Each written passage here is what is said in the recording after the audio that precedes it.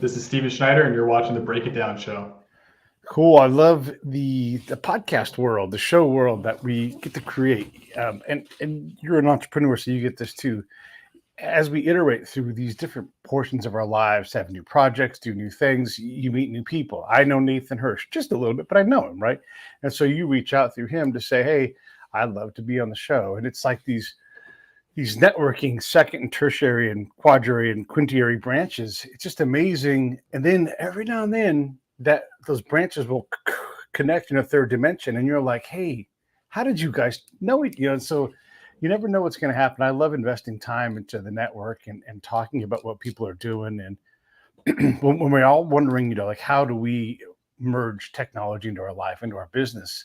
There's a zillion things. So I'd love being able to dive into these kind of aspects and really explore what's out there. So I guess let's talk a little bit about now. Is it TrioSEO SEO or TrioSEO? How do you say it?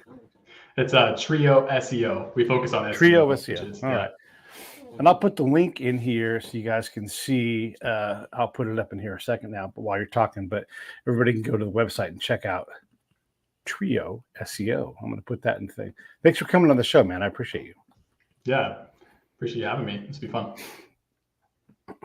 So, have you done a lot of media already with the company, and how long have you guys been around? Yeah, we're just coming up on 1 year. Been a fun first year, and yeah, I'm starting to do a lot of these. I think I have about 3 to 5 per week booked for the next couple months, and I already have done probably close to 20. So pretty big machine churning these out. It'll be fun. It's an amazing thing when you sit on my side of things. I get approached via robots all the time about how everybody's going to help me with my business, right? And it's just a modern form of spam. And when I'm saying spam, I mean just like junk mail, right? That's just kind of thrown at me all the time. How do you compete with that? How do you separate yourself from just being the next offer that I just cannot be bothered with? Yeah, I mean, that's fair. I block probably 2 to 3 emails per day just for the sake of not getting a follow-up email. We don't do a lot of cold outreach. We do a lot of social media. Like I have a pretty decent following on LinkedIn. Both my partners, Nathan and his other partner, Connor, they, have a pretty good solid network. Networks from their other businesses, they own 3 or 4 other companies. And so we've been able to kind of spread awareness through that. But yeah, thankfully we don't have to worry about getting emails and people's spam boxes. But I think a lot of it just really comes down to the trust and the expertise based on the years of experience behind both of our sides. And so being able to kind of like loop in that network that already knows us. We had pretty big kind of successes, I think, with SEO. And so people knew that before. And so now that we are kind of offering these as services, it's kind of a no-brainer thing. Yeah, sure. I can understand that. One of my challenges, like with this show, is you've got all these different platforms that push my show out, right? And they all vie for my attention. Pete, we're the platform you need. And I'm not putting any of them down. I get approached a lot. Like, oh, we're setting up this new platform. But it always involves me promoting their platform or YouTube or where it's going to be and trying to improve my presence there so that I can, like right now, I'm publishing on Rumble again, just because I've not done that for a while, right? Nothing to do politically, it's just another place to put things up. And unless I spend time on Rumble as a social media platform, you don't get much engagement. It just doesn't move the needle. And so things like SEO matter, keywords matter, but I don't want to have to do it on 25 different sites. It's not a practical approach to doing things. And I'd rather work on using my show as a networking tool to meet the people that I'm going to do business with. Yeah, I mean, I totally agree. I mean, that's why I don't do that as well. I couldn't agree more with you. Like everyone's trying to do LinkedIn and TikTok and Instagram and Facebook, and it's like I stick to LinkedIn because that's where my audience is there. I also just don't have time. Like I'm trying to get better at saying no to things. One of them being myself and trying to not spread myself thin when it comes to content. So I think it really just depends on where your audience hangs out. Like, if they are primarily on LinkedIn, like why would I try to explore something like TikTok? Yeah, no, exactly. I've got a TikTok account just to hold my name down, but I don't publish or do anything with it. Right. I essentially don't use LinkedIn anymore because even if I know people on there, the only thing I use it for is a phone book. They're like, oh, is that person on here? Can I get a hold of them here? That's the only thing I LinkedIn's really use it changed. for. You might want to reconsider it. It's brand new.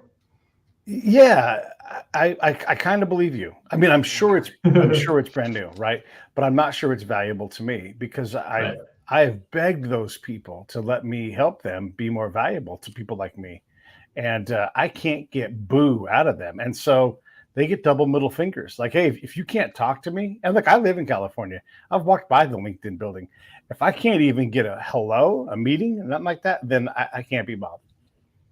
Yeah, that's fair. Yeah, I think a lot of it, from what we've seen on LinkedIn nowadays, it's a very content heavy, and that's kind of where the shift is focused. Yeah. Like, we're creating carousels, and a lot of what my strategy and, Nathan and Connor's as well is really focused on is just creating high quality content that kind of speaks to customers and also just builds a personal brand around that. And with that brand comes trust and authority and so on and so forth. Yeah. How important is SEO in overall marketing strategy? Like, where would you put that in the tier of things that you need to worry about? And I'm not even talking about PR. We're just talking marketing here. It's hard. I think it really depends on the business. I think, and it depends is also a classic cliche in SEO, so it's kind of a joke. But I think it really comes down to like, your core audience. Like, for example, like if someone's come through to us for an audit and they are a mom and pop mechanic company, they work on cars, like we're just like, hey, this isn't a good fit for you. Like, you're better focused on local SEO maybe, but we focus on content specifically. I think SEO just as an umbrella is always going to be important. Like, for example, technical SEO.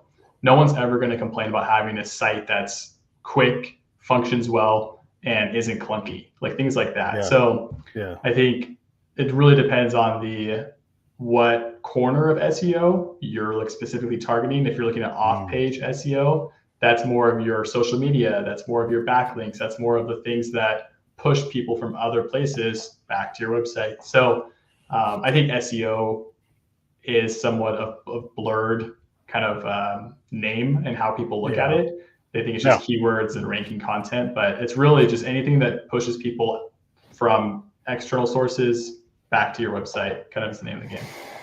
Yeah, search engine optimization, right? Like, just take it what the actual words mean, and I know, like in my world, just searching for my own name on Google or Bing or whichever DuckDuckGo, whatever ones you want, I have to fight hard just to exist at the top of the list for my own damn name.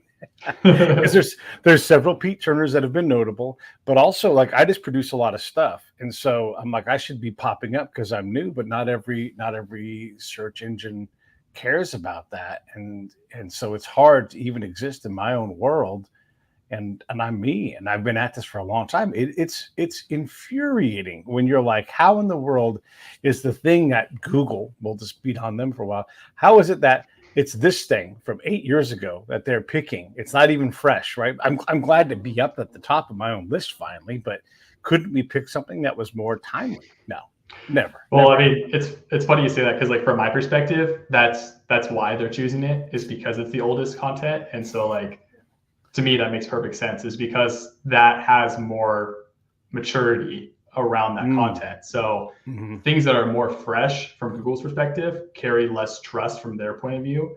And so from their look, they're looking at it like, should this piece of content deserve a top tier ranking over the next person in line?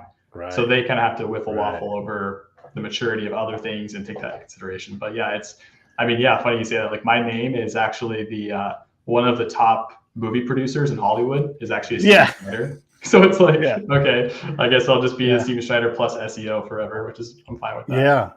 Yeah. Well, that's why I put the A in Pete A. Turner, because there are three of us really. Yeah, and I had to establish that, but even still, like, I'm always battling, that thing. And Break It Down show, for a long time there was a Break It Down podcast, right? Totally different thing. Break It Down versus Break It Down show. We were older, we put out more stuff. I'll be damned if that show didn't just hang on. And I'm like, they didn't even produce content anymore. Get them out. It's so, these are the things that make people, I think, frustrated about SEO and keywords and strategies. And you're like, I didn't get into this game to do these things. Yeah, no, it definitely, and it takes patience too. I mean, that's the biggest thing is that it's, when compared to social media and PPC, which are instant gratification levers. I mean, you Right. dump some money into it, you publish a post, and you have this percentage chance of going viral. And SEO is not like that. Like it's a slow crawl to the top, but it comes with this hockey stick growth that once it does pop off, like you now have this site that is a machine of a organic funnel to your brand. Right. So patience pays. That's just how SEO is. And so those who can delay gratification just a little bit longer than the competitors will win. Yeah. That's how it works. What does that timeline look like? I mean, look, I know it's hard to say, right? We'll go back to the cliche, but what legitimately, like, let's say, I've got a budget for marketing and I'm going to put it into, a program to do this. It's time and money budget, right? How long is long enough where you're like, hey, you got to try something else? For a starter site that has never, say you buy a fresh domain, you set up a site, and it's an easy-ish niche, I would say at least 6 months. Okay.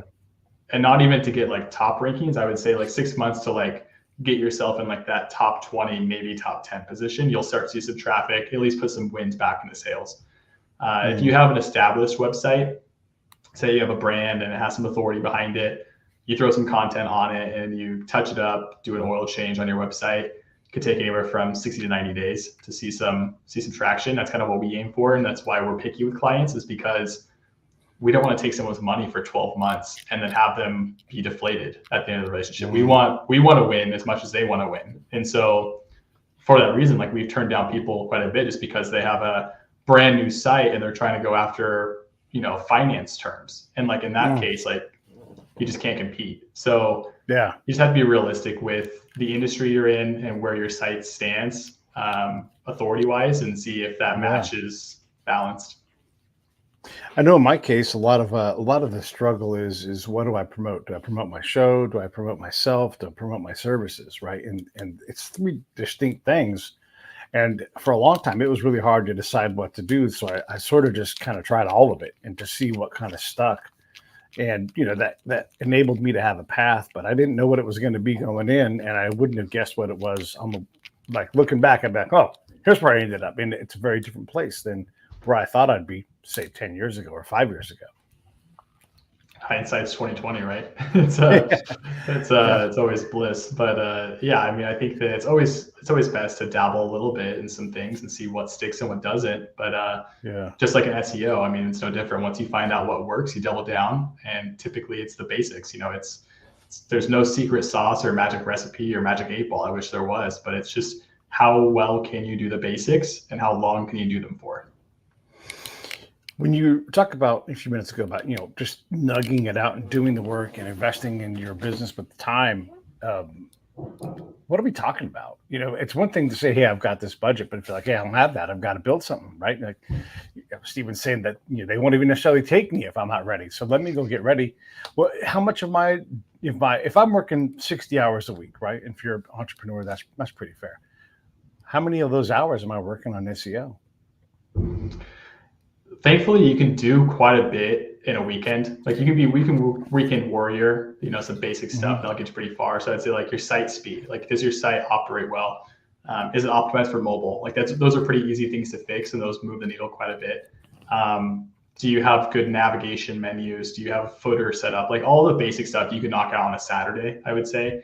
When it comes to like your organic content and the rankings you're looking at, it's actually, I would say like podcasts are probably the most underrated hack right now in SEO, because it's just, there's so many wins stacked on it. You get to meet people like you. I get to just network all day. You get content from your perspective. I get content from my perspective, grows both of our networks, win-win. And, there's a potential to get a backlink out of it. If I have the next podcast later on today, if they publish it on their website, they're going to link back to me. So from that perspective, you can kind of like capture this wide net and catch so many wins at once. And you're also building your domain authority and your backlink profile. So I'd say like if resources are, somewhat tight, think about how you're building your network, building your allies in your space, while also building your domain authority and building those links. And then as you do that over time, content is like 100 times easier to add on. Yeah. Well, what does that equal? So, okay, I'm doing, however many shows a week that I do. How much time am I supposed to be spending on SEO? Like, even if it's just maintenance. Okay, so my footers and headers are all set up right and everything. The oil changes are happening every several months. I'm updating the site. But what's the week to week maintenance block of time that you think someone should have?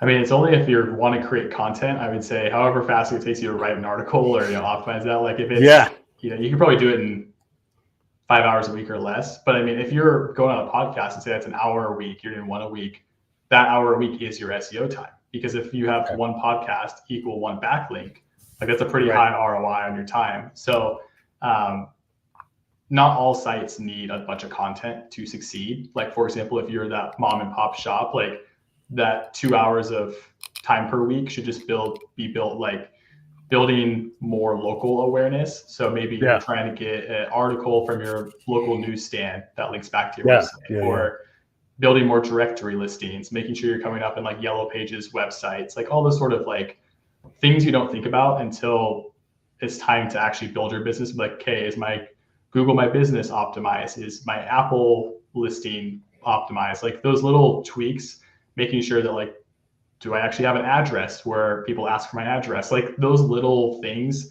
But again, it's a one-time setup. So it's hard to say that you should be dedicating X amount of hours per week and have it be consistent, because you could do it 8 hours in one day and then you're set for the next 6 months or a year. So yeah. And then you talk about blogs on your guys' site and the value of those things. It seems like blogs are passe for a lot of people, a lot of places, but you're telling me they're not. And so let's talk about them. Yeah, I mean, that's what our entire business model is built on. Like we only focus on blogging. We specialize in high intent, bottom of funnel content. And so what that means is like we will figure out what topics are closely related to various parts of the customer journey and then set out to go tackle that. So yeah, blogging is definitely not dead. The other benefit of it as well is that the more content you have on your site, the more optimized content, I should say, targeted content, the more you kind of build up what's called a topical authority, or kind of like your expertise on said topic. So if you're, say you own a site about, like an Amazon SaaS company and you help sellers, you should have as much content about being an Amazon seller as possible. Yeah. And that will tell Google, hey, this person knows what they're talking about. They have a bunch of content, it's expert written, and it's all SEO optimized. And so compared to the next person in line, your competitor, if they don't have that, Google doesn't have anything except for lots of content versus not lots of content to base the expertise on. Yeah. How often does Google, we'll just use them right now, but how often does Google just change the SEO rules? Because they certainly do a churn every so often, and you're like, motherfucker, I had everything set up. I got to go back, right? Way too often. I mean, it is exasperating, right? You spend all this time trying to optimize things, and then you find out that your optimization is obsolete. Yeah, it's about you can almost expect like once a quarter, they'll do something crazy. And they don't know what they're doing. They think they do. They know, like, with the AI spam update, the last core update that came out, they're taking their best guess, trying to do the best they can to make sure that spam is not in the top of the search results. Unfortunately, some really, really high quality sites got crushed. And it's not because they had bad content. It's not because they were spammy.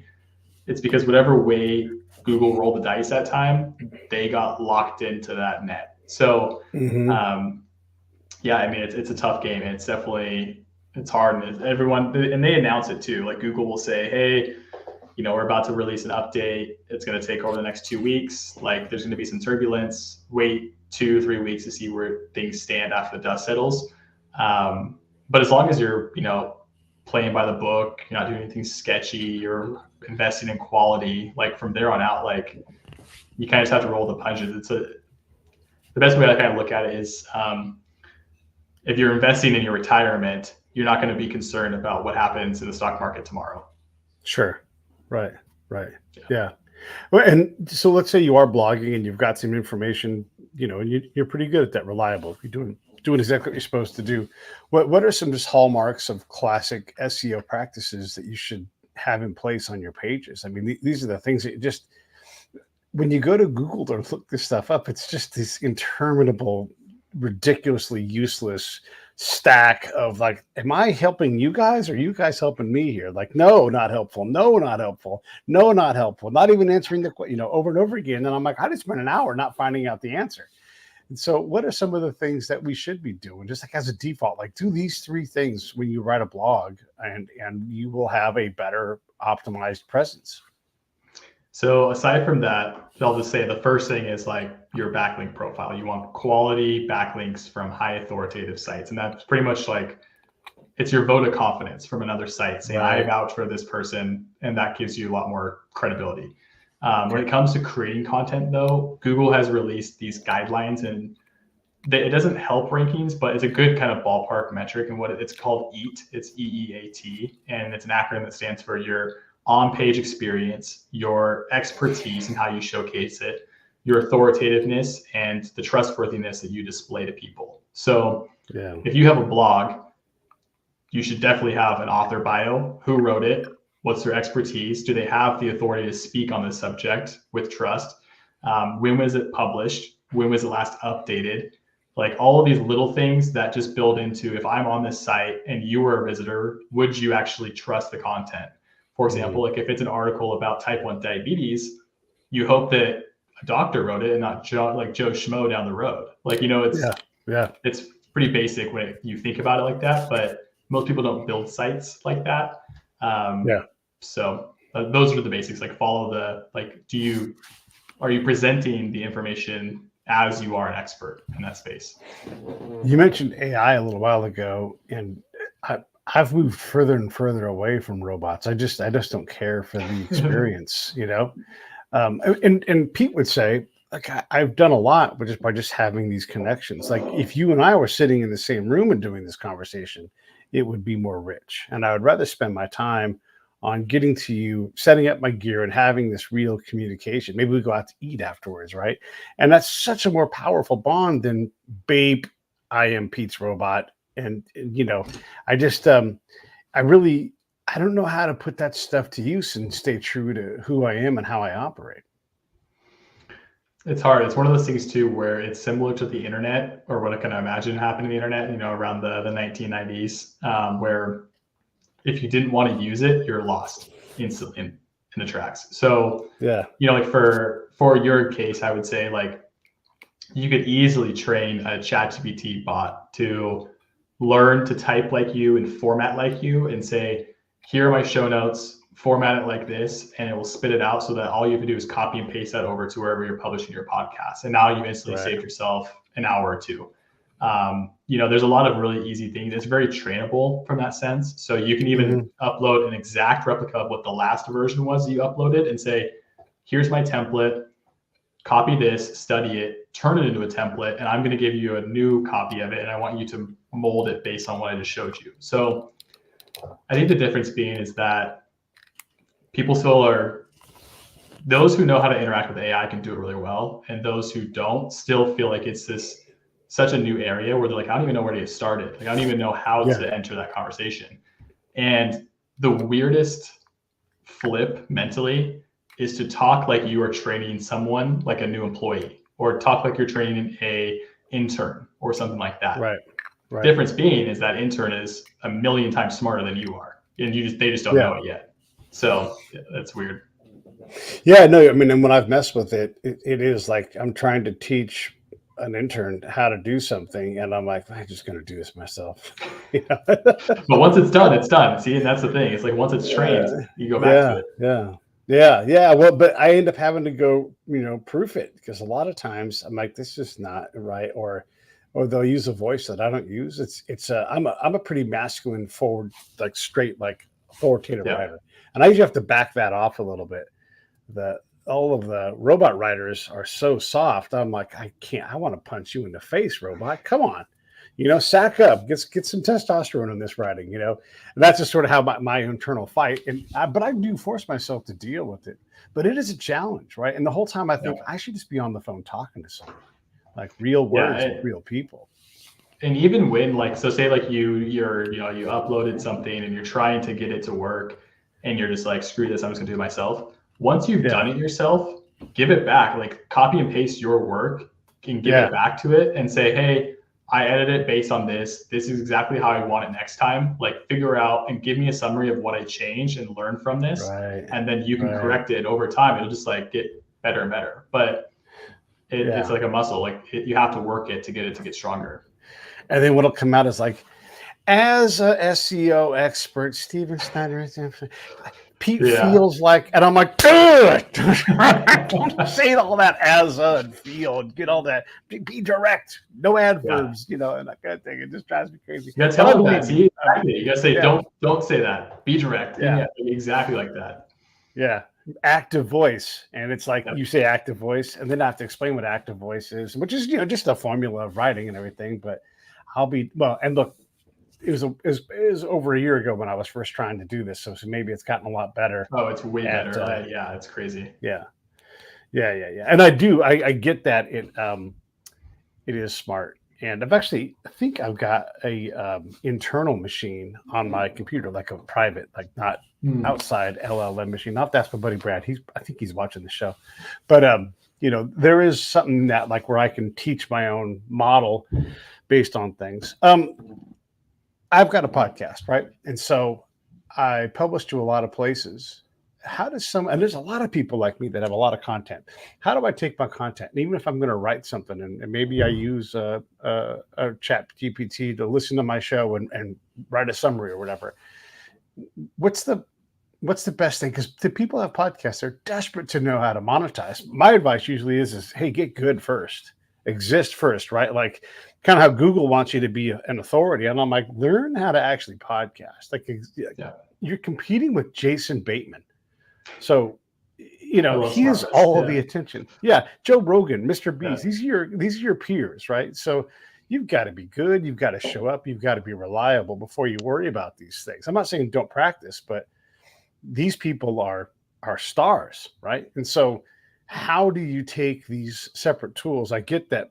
Look, I believe you. I experience it. Podcasts are super powerful, but adding a blog to it, okay, great. And again, all of a sudden now I feel like I'm spending 90 hours a week, and I'm not even working on my business. I'm just working on my presence. Yeah, I think blogging is not for everyone. That's totally fine. You don't have to feel like you need to blog. That's the thing I would say too. Yeah. If there is a world where blogging fits with your business and you think it's good to invest time, what I would do there is start with keyword research, and don't just the worst advice I can say is the worst thing people can do is just write a blog and think it'll rank. And there's usually always a way, with keywords, the way they work, you want to target a very specific process or a search question or a phrase or something like that. But you just throw in your show notes up on the blog on your website thinking it's going to rank. It's just Google doesn't know what to rank it for. It doesn't have a goal in mind. So the kind of reverse way to engineer that is to find a topic where your blog or your podcast is a complementary asset to that blog. So for example, if you have a blog article about SEO and it's I'm everything on ours, I could say the top 5 best SEO podcasts of 2024. And now I'd be able to list the top podcasts and I'd have that video content in there. Or if it's an article about how to build backlinks, I would say I could clip our discussion, put that video into the blog with a link to that podcast. So you have to kind of look at it as a leverage asset, I guess, instead of the direct product. Of course, it is a standalone product, but when working with other things, it becomes complementary. One of the challenges I face, and again, a lot of people have this thing where, okay, I've got these 50 shows in the catalog. I mean, I've got 2,000. It's ridiculous, right? But at some point, you just have to let that be sunk cost, right? And you can't go back and do 2,000 blogs because go forward. This is one of the things I've learned. But maybe that's the wrong strategy. Do you double up, do one from today, one from yesterday, or what are your thoughts on, like, when you build a content strategy, should someone look back and repurpose their old stuff, or how far back do you go? Even if it's evergreen, it seems like you can get bogged down into things and you're not moving forward. You're sort of stagnating. Yeah, so if you have that much content, I would say just like build a library and call it good. Like it's hard to figure out where to put it strategically. Yeah, right. When we build blog strategies, what we do is we do a full keyword research deep dive, and that might take 10, 15, 20 hours to do competitor research, gap analysis, all the whole 9 yards. Once we find the topics, we figure out where we want to start, then we create the content. And then at that stage, so maybe you're already at like step 8 or 9, then you can figure out, okay, if I'm creating this brief for this upcoming article, then what do I have in my back pocket from the library that actually would work itself well into this? But if you're just looking at 2,000 podcasts going, how do I use this? It's just not going to work. Like you're looking at the wrong step of the puzzle. So that's why I always say, like, go targeted first and then figure out how you can pull it in. Yeah. Yeah. Totally a friend of mine, let's see, Brad is talking about social media is better for what people say. You don't need to drag me. Yeah, a buddy of mine is likely going to be doing something similar to this for a hospital. And hospital, look, their ultimate, this is their funnel, right? They would like people to come to the hospital and consume their hospitaling product. And so it's this person's job to create the content that's going to make people say, hey, this hospital is the choice that I want, and pick them. That's not an easy road to hoe, by the way, because it's not just trust, but it's like health trust. And how do you establish bona fides? Yeah, you're a doctor, but my uncle got killed by a doctor. And you're like, well, not mine. I wasn't the one that did it, And so it's really challenging when you think about these kind of, there's a lot of hospitals. They're all competing, and maybe they are ahead of the game where they're really going to get after it with, I'll say social media. That's probably not the way to go with it. But when they're really trying to do these things, what are your thoughts on building a content strategy for something as complex as and has the legal difficulties as a hospital would have? Yeah, it's a hard one. We wouldn't create content trying to convert people right then and there, because not all the content is intended to convert straight away. So for example, like we have a client that's in the M&A space, like mergers and acquisitions. Right. People will very, very rarely read a blog and just sign up for an exit strategy. Like there's a lot of prep work that goes into it legally, with vetting the team and building the team in general, and lawyers and accounting. Like it's a multi-month process. With our goals though, what we do is we at least just connect them with that ideal customer. I think that's kind of the same approach from that hospital strategy. So, if it's like what to look for in a surgeon, or how to choose a surgeon, like a heart surgeon, like what you probably want some credentials, and like they probably should have their life dedicated to this thing. So probably some good research papers. And so it's more about how do you put people in the right place and then kind of pass that baton over to the experts on that side, and let them do what they do best when, maybe there's a discovery call or multiple meetings involved. What we just focus on and we're really good at is just driving the right traffic to the brand and then kind of helping them see it through the end. Gotcha. Okay. I'm putting a link to one of your guys' case studies, just so when folks hear this stuff and you guys see what I'm doing here. I'm trying to create like problems. So Stephen can say, like, this is how you slow down and work on these things, because this industry does move a lot. And I get that. And I'm spending time just trying to illustrate the problem. Hopefully that something will click in your guys' heads. And if it is helpful, read the case study, go to the links and help yourself out with that. And by the way, the guys at I always want to say TrioSEO, TrioSEO, are offering a offer. Well, I'll let you do the offer part, and I'll do a link thing over here. So tell them what the offer is. Yeah. So if you sign up, we always offer with a free discovery audit, and we just do a deep dive to kind of see where your site stands. If we see like there's an opportunity for it, it's a good, kind of win-win situation.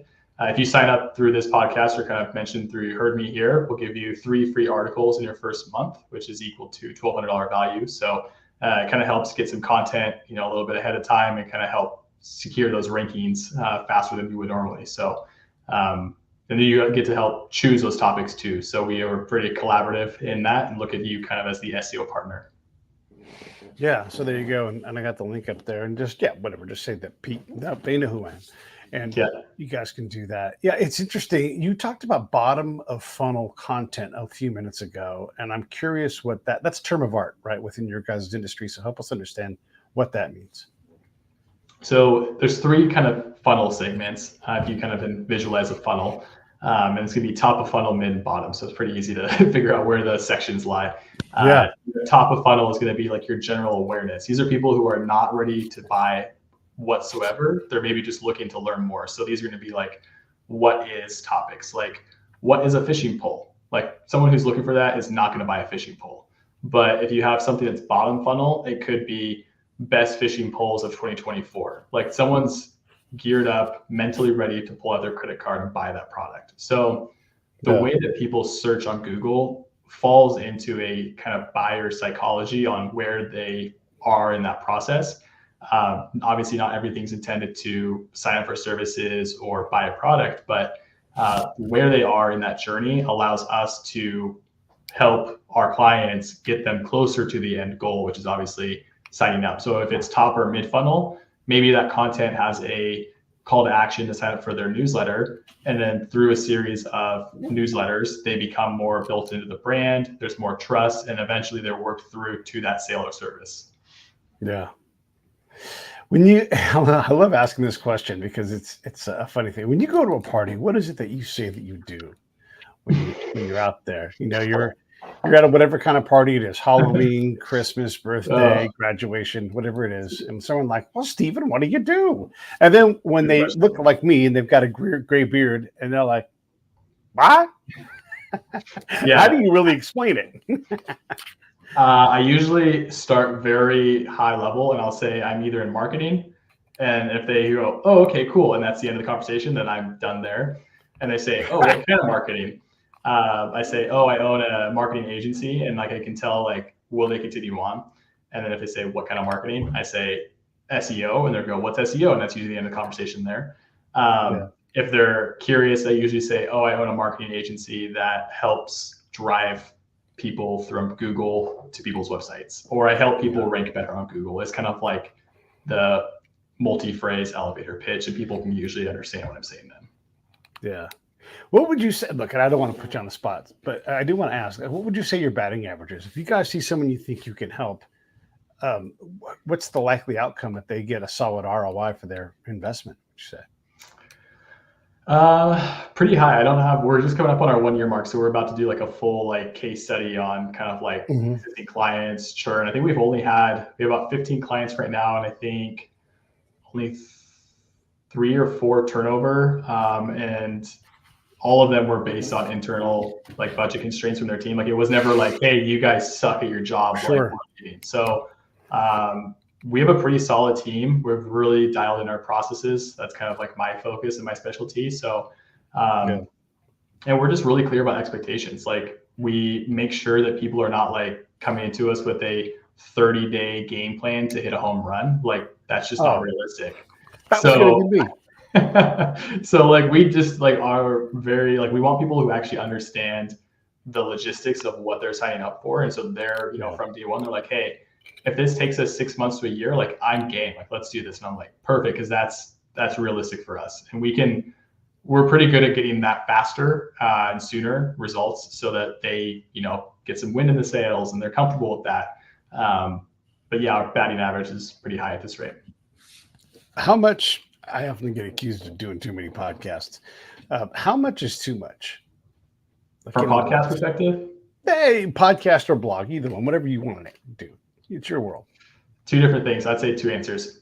Blogging, there's never too much blog content as long as you're fine going into more of an awareness stage.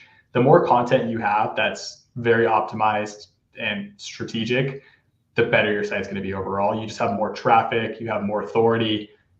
Blog content will, like, even for our own site, like, we have TrioSEO looped in as one of our clients, so to speak, and we just publish content month over month on our own site just to build that awareness. And we're going to do that till the cows come home. Like, there's no downside to more content for us because it's what we do. Podcasts, I would say it really just depends on your time. Like if you feel like, that's something that you're mentally can push through, and like it's not taken away from other higher priority tasks, like do one a day, do two a day. Like everyone has a different breaking point. Like right now I'm set up for like 3 to 5 a week. I feel like kind of a comfortable spot for me. Yeah. Yeah. And I guess, what about the PR side and how does that, because I want to bring that back into the marketing thing, right? Because these things work together.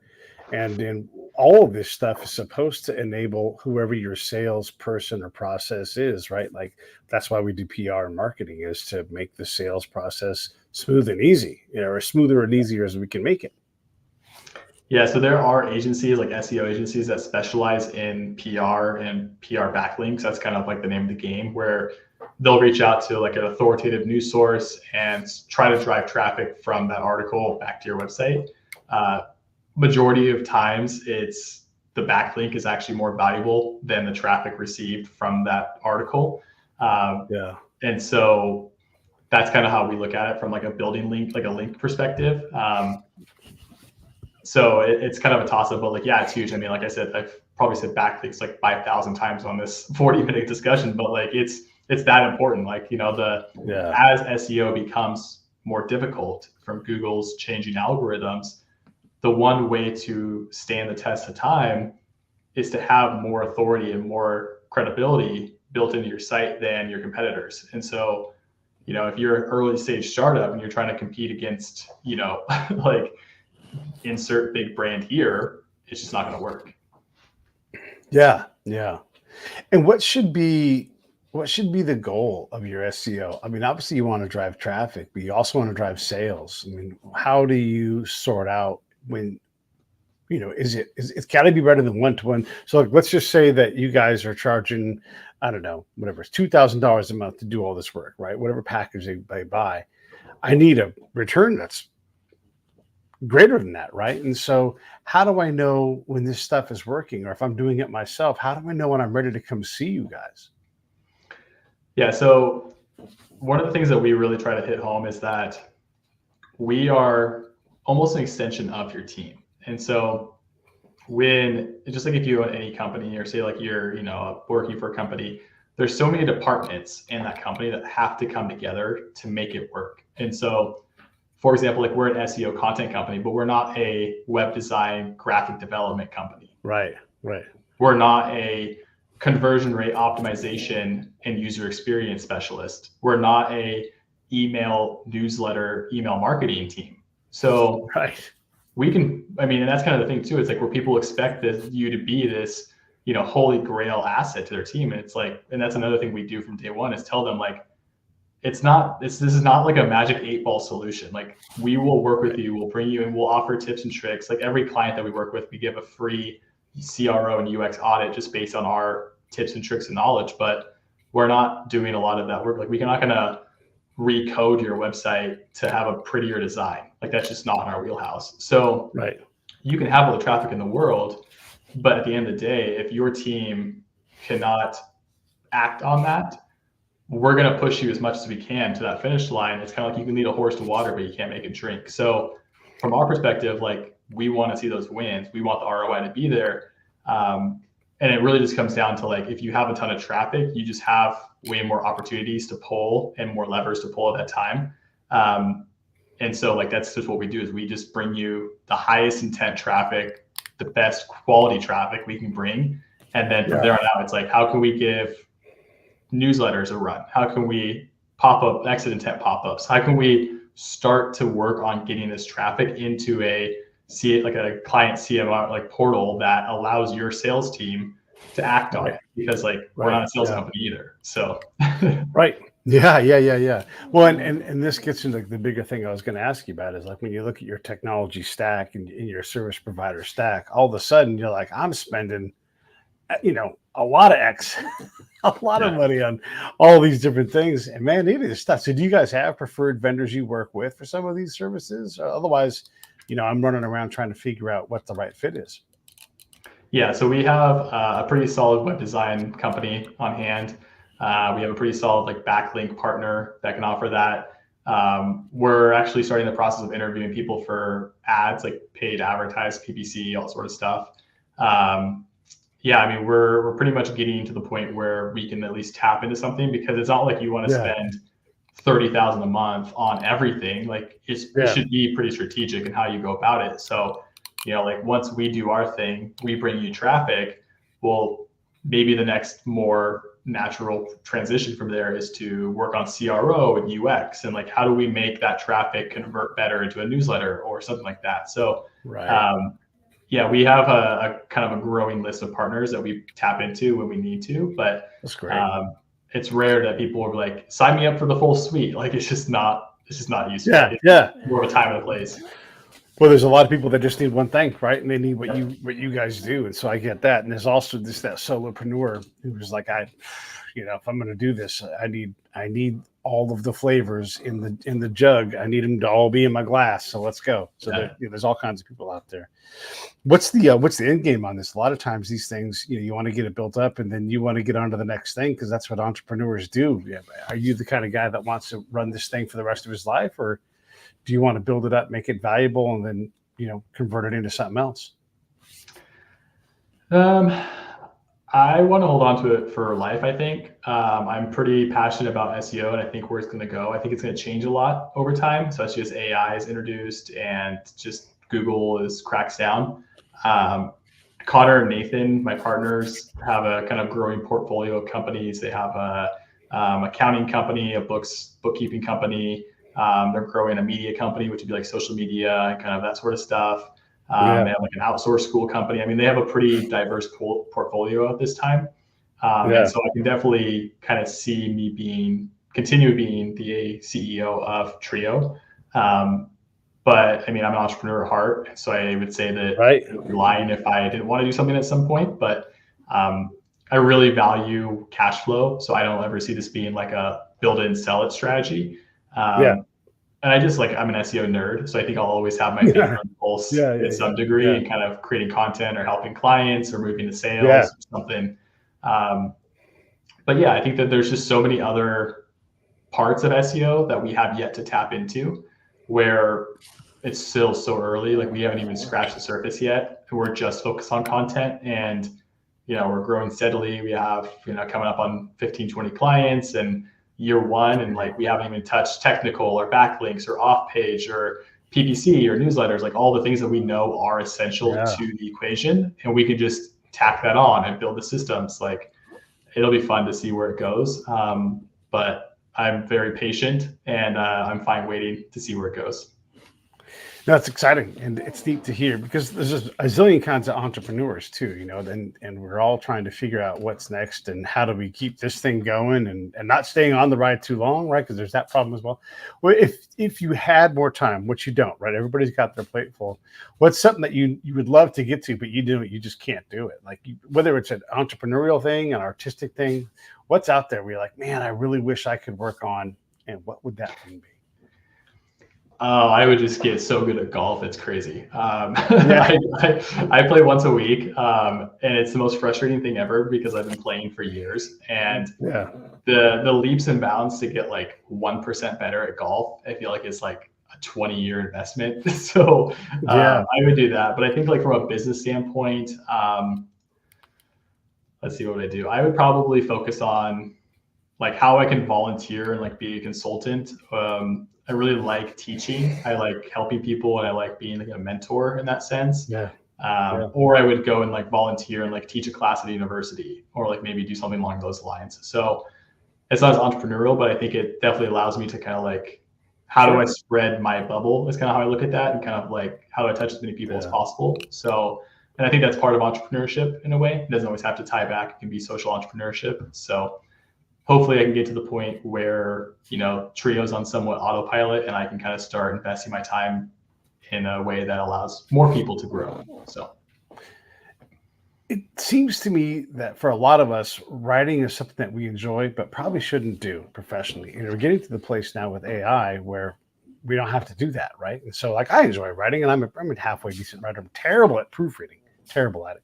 But maybe I shouldn't be writing as much. Maybe I should be more conceptual and let the robot write for me. What are your thoughts on on the writing part of it. Like, how much should entrepreneurs be writing? And I'm less of an entrepreneur. I'm more of an artist, right? So I'm an entrepreneur, or whatever you call that person. Yeah. So from an SEO perspective, I'd say there's two. So I'm going to answer from both sides. SEO perspective, we don't publish anything that's AI written. Everything's 100% human written. It's too early in the game from our perspective to jeopardize that from a brand perspective from ours and clients. Google's announced that they can't detect it, so they're just going to crack down and throw the whip whatever they can. So from that sense, it's just not worth the shortcut of maybe trying to get a little bit better rankings and then have it just be crushed later on. So we try to play by the book from that sense. From a social media standpoint, newsletter standpoint, anywhere that you're not trying to compete on Google's playground, like, I'm all for it. Like, do whatever you can. Like, I have a ChatGPT bot that helps me write LinkedIn content. Like, I edit it and make sure it sounds like me. But if I can save 30 minutes of my time and get it 80% of the way there, and then I just edit and tweak it and optimize it, it's like I just saved myself, 3 hours a month. Like, that's not a lot, but if I'm trying to allocate my time efficiently, it is. So yeah, that's 9 holes. Yeah, exactly. Yeah, say that's more golf. That's a good way to think about it. So I'd say, and like you said earlier, like, it's hard to find a good AI practice that writing sounds natural and it sounds conversational and it doesn't sound like it was written by AI. And so, but also it's still pretty early. Like, think about the leaps and bounds we've already achieved with AI. Like, this time in 2030, it's probably just going to be a natural extension of everyone's body, like an iPhone. So we'll see. Yeah. Then again, my iPhone can't predict what I'm going to type next. It sucks at that. And it never wants to write the word fucking, even though I write that word all the time. It says ducking, a lot of duckings. Yeah. It's almost like it's gone back, and you're like, hey, leave it alone. Let's just get more accurate. Right. Yeah. And then, the missed letters. Like, can't I just make my own keyboard so that we all understand what I'm typing? Because it is, oh my God. I'm ambidextrous, so the way I handle the phone is different than whatever the person who was right-handed designed. And I'll tell you, man, I fight with my phone all the time. I need you and Nathan to make a keyboard company where you can make a Pete font, but a Pete keyboard. That's what I need you guys to make. That's the next thing I want you guys to make. I'll scrap Trio tomorrow, or just burn this thing in the ground and start over. That's right. That's right. Hey, man, I've had you for almost an hour, and I don't want to take any more of your time than we need, but I do want to give you a chance to ask me any questions or bring up anything else that you want to bring up. I know we covered a lot of ground, and I appreciate you being a sport about answering a lot of hard questions, because the way I look at this is we're all sort of fighting this whole thing and trying to figure it out, and you're providing all these great answers. Everybody should go check out TrioSEO, and the link, I'll put it back up in here. Look, you guys can type this stuff in. You know how to do this, but you can just go to TrioSEO.com. That's the simplest thing. Anyhow, what questions or what else do you want to ask? I would say one question I kind of like asking people, kind of random, is what was the So there's two. The first one was, what was the aha moment for you in entrepreneurship that allowed you to invest the next decade into it? And the other one is, what was one point in entrepreneurship where you figured this was the end? Oh man, the end's every damn day. There we go. Why am I doing this? Because it's supposed to be. Look, my world, the way I work things, it's all supposed to be uncomfortable. Otherwise, you're too comfortable. Conflict leads to change. Yeah, and so it's supposed to be. I always call it miscomfort, and so you push yourself into an uncomfortable place that is miscomfortable, but then you grow into it and you learn how to manage it. And some things you just ignore, some things you take on, and you manage it, and then you add the next thing in. Like, you hear me, and I'm miscomfortable with AI, right? But that doesn't mean that I don't recognize that I have to invest in it. So that's my answer to that: is looking for miscomfort is, to me, part of being an entrepreneur and finding the next thing. And I guess for me, it was by necessity. When I used to be a spy, and when I came back, no one would hire me to do anything. And so since no one would hire me, tell me you were a spy at the 50-minute hour. Come on, what are you doing? We just whole another hour. Oh my gosh. Yeah. It is, but so no one would hire me, and so I had no choice but to become something. And so I turned myself into a number of things along the way, And, once you've walked on the tightrope and someone wants to come up and put a collar on your neck and be like, walk this way with me, like I wouldn't take that opportunity seriously in most cases. Maybe there's some position out there, but it would have to blow me away, because now I have freedom to do the things that I want to do and go the speed that I want to go.